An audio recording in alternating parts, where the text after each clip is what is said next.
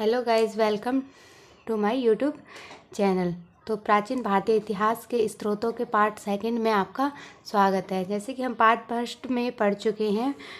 Part first में हमने प्राचीन भारतीय इतिहास के स्रोतों में धर्म ग्रंथ और ऐतिहासिक ग्रंथों को पढ़ चुके हैं। तो आज हम पढ़ेंगे विदेशी यात्रियों से मिलने वाली जानकारी तथा पुरातत्व से मिलने वाली जानकारी के बारे में। ठीक है, तो हम सबसे पहले पढ़ते हैं विदेशी यात्रियों से मिलने वाली जानकारी के बारे में। ठीक है, तो विदेशी यात्रियों से हमें जो प्राचीन भारत के बारे में जानकारी मिलती है वह हमें जो विदेशी लेखक आए उनसे मिलती है। तो जो लेखक आए उनमें आए सबसे पहले चीनी लेखकों में आए फाहियान। तो फाहियान यह यात्री चंद्रगुप्त द्वितीय के दरबार में आए थे। इसने मध्य प्रदेश की संस्कृति का वर्णन किया था और इसने मध्य प्रदेश की जनता को सुखी व समृद्ध बताया था और ये लगभग 14 वर्ष तक भारत में रहे थे। फिर उसके बाद जो अगले यात्री आए थे वो हेनसांग आए थे। हेनसांग ये हर्षवर्धन के शासनकाल में आए थे। ठीक है, इन्होंने 15 वर्ष तक भारत में रहे और 645 ईस्वी में लौट गए थे। ठीक है, इन्होंने नालंदा विश्वविद्यालय में अध्ययन किया था। भारत में बौद्ध ग्रंथों को ये एकत्रित करके ले गए थे। इनकी प्रथम पुस्तक थी सीयू की, जिसमें 138 देशों का वर्णन मिलता है, क्योंकि ये अलग अलग देशों में जाते थे और वहाँ की संस्कृति के बारे में लिखते थे। तो इन्होंने अपनी सीयू की नामक पुस्तक में 138 देशों का विवरण किया है। ठीक है, इसके बाद इसके अध्ययन के समय नालंदा विश्वविद्यालय में कुलपति कौन थे? आचार्य शीलभद्र वहाँ के कुलपति थे। ठीक है, उसके बाद जो हमारे अगले चीनी लेखक आए वो आए संयुगन।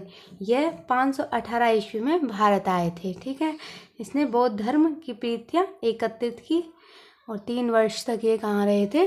भारत के अंदर रहे थे। फिर उसके बाद जो हमारे अगले यात्री आए वो आए हमारे इत सिंह।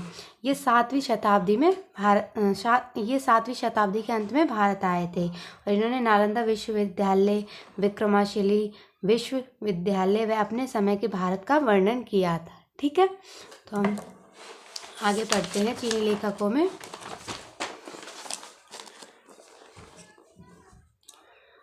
उसके बाद ये पुस्तक है Periplus of the Erythraean Sea book. ये पुस्तक क्या है? इस पुस्तक के लेखक अज्ञात लेखक है, मतलब इस पुस्तक के लेखक का कोई पता नहीं है और इसमें हमें हिंद महासागर का वर्णन मिलता है। उसके बाद हमारे चीनी लेखक खत्म हो गए। उसके बाद आए अरबी लेखकों में जो लेखक आए वो थे अलबरूनी। ये महमूद गजनबी के दरबार में आए थे। इनके द्वारा लिखी गई पुस्तक थी किताब उल हिंद और तहकीक ए हिंद।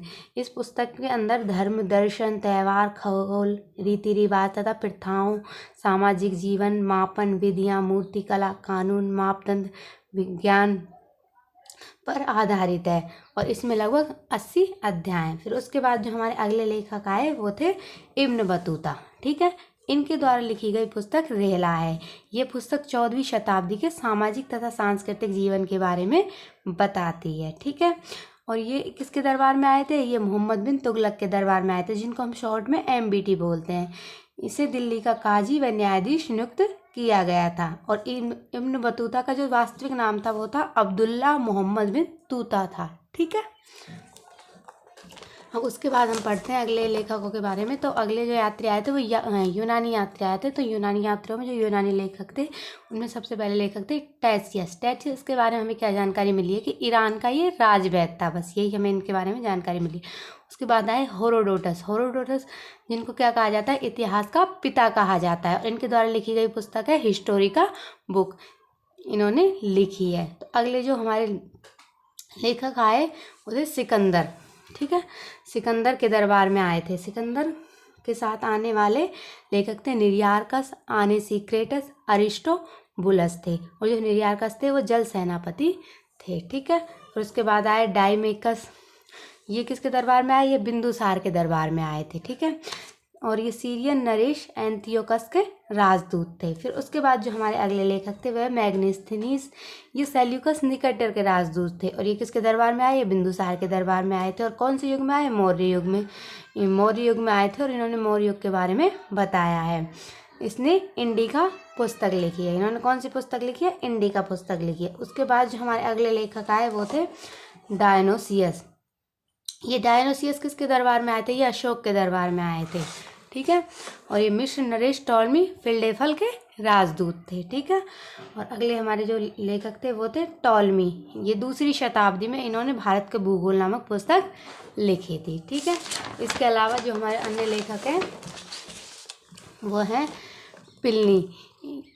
ये प्रथम शताब्दी में नेचुरल हिस्ट्री पुस्तक इन्होंने लिखी थी। प्लिनी ने कौन सी पुस्तक लिखी थी? इन्होंने प्रथम शताब्दी में नेचुरल हिस्ट्री पुस्तक लिखी थी, ठीक है। उसके बाद जो हमारे अगले लेखक है वो पेरिप्लस ऑफ द इरीथियस सी। ये लेखक 80 ईस्वी में हिंद महासागर की यात्रा पर आए थे। इन्होंने भारत के बंदरगाहों तथा व्यापारियों की जानकारी दी थी, ठीक है। अब आते हैं हमारे कुछ अन्य लेखक, जैसे कि तारानाथ है।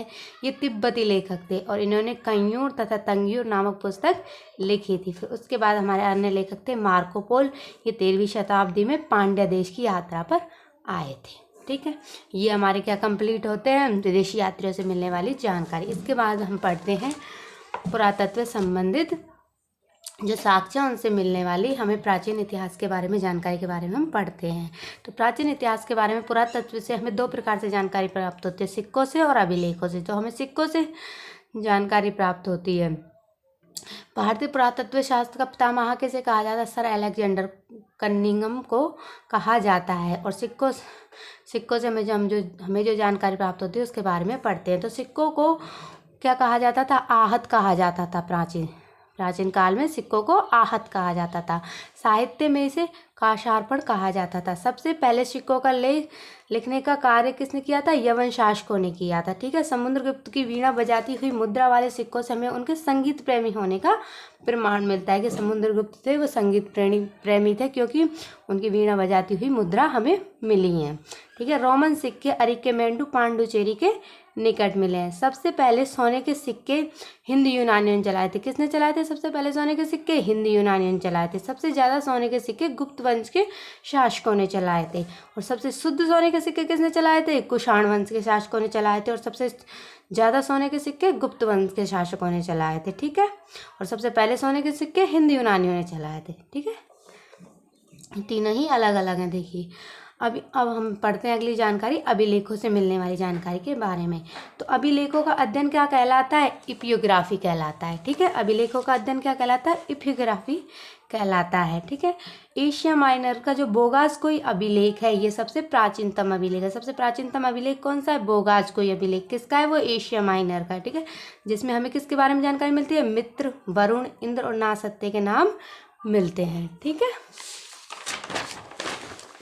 इसके बाद होलियोडोरस के बेशनगर विदिशा होलियोडोरस के बेशनगर विदिशा गरुड़ स्तंभ लेख में मध्य भारत में भागवत धर्म के विकसित होने का प्रमाण मिलता है, ठीक है। सबसे पहले भारतवर्ष का जिक्र हाथी गुम्फा अभिलेख में किया है। सबसे पहले भारतवर्ष का जिक्र किसके अंदर किया गया है? हाथी गुम्फा अभिलेख के अंदर किया गया है, ठीक है। दुर्भिक्ष की जानकारी देने वाला अभिलेख सोहगोरा है, ठीक है। दुर्भिक्ष की जानकारी देने वाला अभिलेख कौन सा है? सोहगोरा। सर्वप्रथम भारत में हूणों के आक्रमण की जानकारी देने वाला अभिलेख कौन सा है? भीतरी स्तंभ लेख है। रेशम बुनकरों की जानकारी देने वाला अभिलेख मंदसौर अभिलेख है, ठीक है। और हमारे ये कुछ मुख्य अभिलेख है और किसके शासनकाल में ये अभिलेख लिखे गए थे वो लिखा हुआ है। तो जैसे हाथी गुम्फा अभिलेख है, ये तिथि रहित अभिलेख है, इस अभिलेख पर कोई तिथि नहीं है। ये कलिंग राजा खारवेल के शासन काल में लिखा गया था, ठीक है। अब जूनागढ़ का अभिलेख, जूनागढ़ अभिलेख गिरनार, ये रुद्रदामन के शासनकाल में लिखा गया था। नासिक अभिलेख गौतमी बलश्री के शासनकाल में लिखा था। प्रयाग स्तंभ अभिलेख समुद्रगुप्त के शासनकाल में लिखा गया था। मंदसौर अभिलेख मालवा नरेश यशोवर्मन के शासनकाल में लिखा गया था। ग्वालियर अभिलेख प्रतिहार नरेश भोज के शासनकाल में लिखा गया। भीतरी एवं जूनागढ़ अभिलेख स्कंदगुप्त के शासनकाल में लिखा गया था। देवपाड़ा अभिलेख बंगाल शासक विजय सेन के शासनकाल में लिखा गया था। ऐहोल अभिलेख पुलकेशिन द्वितीय के शासनकाल में लिखा हुआ था। तो आपको वीडियो कैसी लगी हो ये कमेंट में ज़रूर बताएं और वीडियो देखने के लिए आपका बहुत धन्यवाद।